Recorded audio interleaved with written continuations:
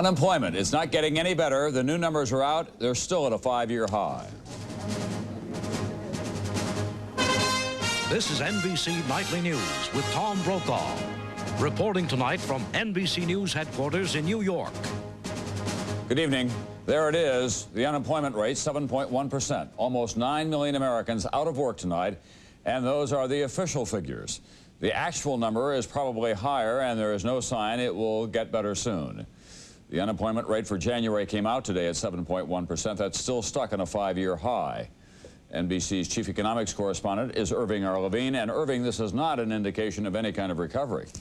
Tom, not only has the economy not yet come out of the recession, but companies are continuing to lay off people, and it's taking longer for laid-off workers to find new jobs. Constance Hill is one of the 90,000 Americans dropped from company payrolls last month. Laid off as a billing clerk at a cable TV system, an industry relatively untouched by recession until now. She's finding the job search discouraging. And I found the job market very tight. I mean, you'd apply and someone would tell you, well, there are 30 or 40 applicants ahead of you. Most of the January layoffs came in factories. 50,000 cut, mainly from auto assembly lines. Another 50,000 let go in retail stores as consumers continue to hold back on spending. A particularly sharp rise in the unemployment rate in New York State, Florida, Texas, and California. Bliss Kay lost her executive job at the National Rifle Association because of declining membership. She's been able to find only part-time office work. If they ask you, to do filing, to do it with a smile, or if they ask you to do account management, then to do that with a smile. The government counts the 400,000 part-time workers like Bliss Kay as if they were fully employed. Otherwise, the bad jobless figures would be worse. I would like to welcome you, even though it's not a happy situation. You have finished your 26 regular weeks of unemployment. A New York unemployment office.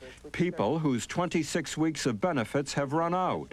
They're applying for another 13 weeks of checks under new legislation.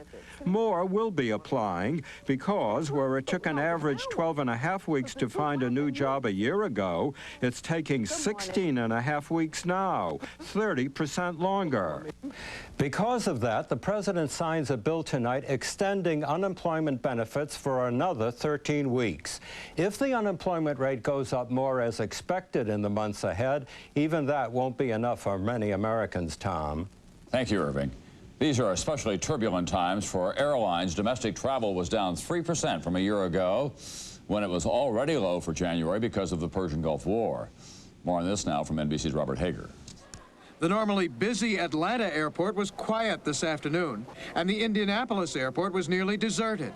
Figures just in show last month was the slowest January in 4 years for domestic air travel. Robert Aronson heads the association representing airlines. I don't recall having had as disappointing a period when there was no explanation such as the war a year ago at this time. In spite of a slight upturn in travel at Christmas, it now appears the recession still has a strong grip on the airline business. And many of those who are traveling are flying only because of deals. I'm flying on a companion pass. My son flies with me free, and I'm on a discount ticket. My wife would not have gone with me if there wouldn't have been a discount ticket. There is one cause for modest optimism. International traffic has increased some recently, thanks in part to a vigorous winter fare war. Many airlines are offering $169 one-way tickets to airports all over Europe. Fares temporarily even lower than a decade ago when the now defunct Laker Air and its charismatic founder Freddie Laker set the standard for transatlantic discounting. In Atlanta, Steve Sunkel, just back from Austria this afternoon, was pleased. Actually, our tickets to Austria were the equivalent of a business ticket from New Orleans to Atlanta. About the same amount of money. But the air carriers say discounts aren't helping their bottom line. The airlines have had their 2 worst financial years ever in their history back-to-back in 1990 and 1991. We've lost a total of $6 billion. And while discounts are good for passengers, if more airlines go bankrupt, that could be bad. That could mean less competition and could mean higher prices. Robert Hager, NBC News, Washington. And along some railroad property in Chicago, it's beginning to look like 60 years ago. Yet, in these rough times, this is a solution of sorts. NBC's Fred Briggs. By day, Peter Bird's home affords a spectacular view of Chicago's skyline. And at night, gee, you make whoo-wee. Calvin Gatewood's home is 20 feet away. This is our neighborhood right here, all this property right here. This is our neighborhood right here. They are huts, which cost about $250 to build. 4 walls, a roof, an overhead bunk, a home for the homeless. Pretty small, but look at the alternative. It beats any cardboard box, you know, then that's all a person wants, somewhere to lay his head at night. The idea started 6 years ago in Atlanta. A group called Mad Housers bought plywood and beams and put up these huts for the homeless there. Chicagoans organized to do the same here, where winters and the times are much harder. You have to feed it a little to get it started. A stove, not much of one, but a place this small heats up fast. The huts were put up on abandoned railroad property downtown. The railroad doesn't mind. Do we feel bad about having people live that close? No. The yo-yos that bother us are the guys in the suburbs who drive their cars around the crossing gates. Sometimes people come back here and look off the train and give us clothes and food. Nearby businesses like this meat wholesaler accept them as neighbors. They want to live their life just as you and I do. That is their home. That's where they go to, just as you and I go to our homes. A way station, really, until jobs are found. The city will not evict them, but it doesn't endorse the idea of the huts either. That is not the answer to America's problems. If that is, then we've really gone back to a third world status. Those living in the huts would agree. If you're asking me, nothing bad about it, that's fine. But it's not the asking, because it's not a house, okay? Just a home, which in these times means a lot. Fred Briggs, NBC News, Chicago. When Nightly News continues in a moment, Mike Tyson takes the stand in his defense at the rape trial. And tonight's Daily Difference, in the 90s, Keith Morrison on the 80s boom that wasn't for many Americans. Mike Tyson took the witness stand to defend himself today, the 10th day of his trial on rape charges. NBC's Jim Cummins tonight in Indianapolis. Mike, are you winning? When Tyson arrived at the courthouse today, he knew it was likely that he would finally have to testify in his own defense. His lawyers had not presented enough evidence so far to refute the charges by Miss Black America Beauty contestant Desiree Washington that he raped her. She claimed Tyson lured her into his hotel room in the early morning hours last July, pinned her to the bed, and pulled her clothes off before raping her. Tyson's lawyer, Vincent Fuller, tried unsuccessfully to shake the woman's testimony. Failing that, Fuller had to put the former heavyweight champion on the stand. He seemed nervous at first, stuttered at one point, but quickly settled down while being questioned by Fuller. Tyson testified he met Ms. Washington at the rehearsal for the Black Beauty pageant, where he explicitly asked her to have sex with him. He said she handed him a note with her hotel and room number. The millionaire prizefighter said she willingly joined him in his limousine later that night, went up to his hotel room where they undressed together and had consensual sex.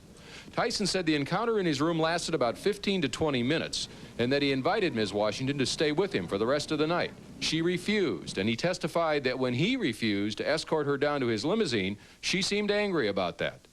Tyson took the stand following a small parade of other beauty contestants who testified that he was grabbing at them or making suggestive remarks throughout the rehearsal. The defense is trying to convince the jury that Tyson's accuser is not naive and that she had to know he is sexually aggressive. Tyson will resume his testimony tomorrow and no doubt will have to withstand a tough cross-examination by prosecutors. It's a calculated risk for the defense, but a necessary one. Because if Tyson is convicted, he could be sent to prison for up to 60 years. Jim Cummins, NBC News, Indianapolis. One star in the NBA All-Star game this Sunday is a man who's not played a single basketball game this season. Magic Johnson, who tested positive for the AIDS virus, is in the lineup, and that does worry some of the other players. NBC science correspondent Robert Bazell is here with us now with more on all of this. Robert? Tom, the risk of getting the AIDS virus during a basketball game is extraordinarily small, but it is not zero. And that concept of tiny risk is very difficult for some people. Magic Johnson said today he wouldn't do anything to put other players at risk. If I felt I was a threat to them, no, I wouldn't play. He has been working out hard in preparation for Sunday's game. He says he feels great. Some of the other players were quoted anonymously in the New York Times today, saying they were fearful of playing against Johnson. "I don't want to guard him," one player said. We're not talking about getting a common cold, said another. We're talking about a matter of life and death. Magic says he's not concerned. Nobody's going to stop me from playing just because they say I shouldn't play. See, people don't know. They really don't know. And that's the educational part that I have to give them. Doctors at the press conference today said no one had gotten AIDS during athletic competition. But there was one instance, in Italian soccer in 1989. 2 players bumped heads and both bled.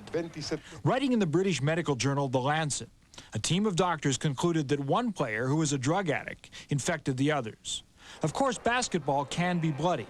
This was Eric Montrose Wednesday night after his North Carolina team beat Duke. Presumably, since Johnson knows he is infected, he would leave the game if he started to bleed.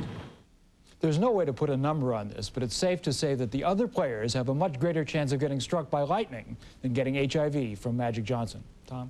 Robert Bazell, a lot of people are going to be wondering tonight, what about other bodily fluids like saliva or sweat perspiration? Well, sweat, of course, is the big worry. There's been a lot of evidence now the AIDS epidemic is in its 11th year. There's no instance of transmission by sweat, and it almost likely has never happened and will never happen. All right, thanks very much, Bob Bazell, tonight.